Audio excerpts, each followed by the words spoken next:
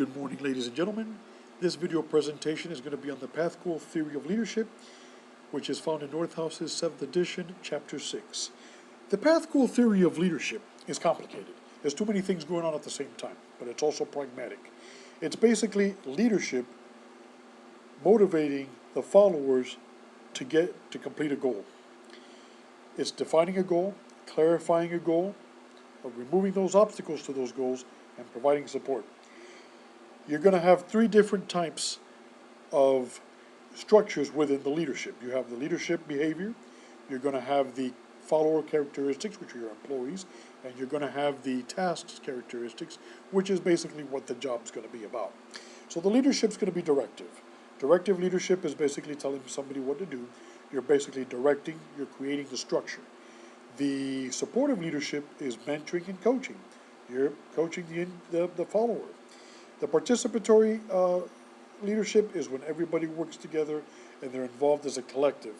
And the achieve-oriented leadership is when you expect high levels of your followers. When you move to your followers, the follower characteristics, one, they want to feel that they're capable of doing the job. Two, they want to feel that they're in control. And basically, you have internal mechanisms and external. They don't have control over the external. They want to have control over the internal, which is their work assignments, how they're going to get it done, and how they're going to get to that deadline. And of course, the first one, which is they want to work in a nurturing, caring, supportive environment with their leader being in that capacity, not so much of a micromanager.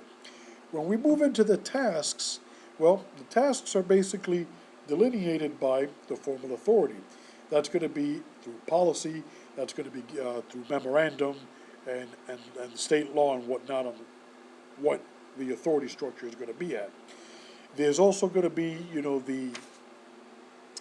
the primary work group, who's going to be doing what, and how they're going to get from point A to point B as a group, and of course the design of the task. How is it that task is going to be constructed so that it can get done to reach to that goal that we need to get? Those are the three characteristics. Now, what are the positives and what are the negatives? The reality of it is, the positive thing is there's a lot of motivation involved, and if you apply this theory, it can work. I mean, in 1964, Vroom, the expectancy theory of motivation said that, hey, you know what? Followers are going to be motivated if they feel that they're capable of doing their job and that there's going to be substantial payoff at the end of it. And that's going to be worthwhile. House and Mitchell in 1974 said that leadership is motivation when you increase the payoffs for the work that's turned in, and it's also leadership's also motivation when the path to the goals are easy or made easier by coaching and directing, removing the obstacles and roadblocks, thereby making the process enjoyable where the individual feels personally satisfied for getting the work done. So, as an individual, as a supervisor myself in the Major Crimes Unit, what kind of theory have I used? Well, I can tell you I've used all of them. There are times when you're going to have to be direct and you're going to have that structure and you're going to have to tell the individual what needs to get done or group of individuals. For example, the road commander wants DUIs off the street. You've got to tell them, hey, this is what's got to get done. You're working night watch, this is what we're going to do in the week.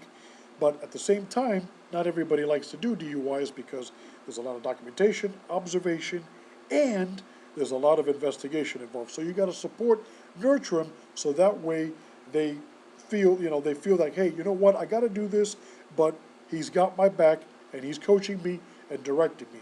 Now, participatory, we just had a homicide 2 weeks ago, and guess what? Everybody worked together. Those that are good at search warrants did search warrants. Those that are good at investigations do investigations. Those that are good at interviewing were doing the interviewing. They solved it in 2 weeks.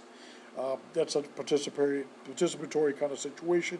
And of course, the achievement, you're going to always want to expect the most out of your employees, always, because you're team building, you're motivating. If you motivate and you expect the most, they're going to give you the best. Now, I took the survey, and in the survey, I came out my median. I wasn't one over the other. I gave that same survey to my supervisor, and we had the same thing. No wonder everybody wants to work with us in criminal investigations. This concludes my video presentation.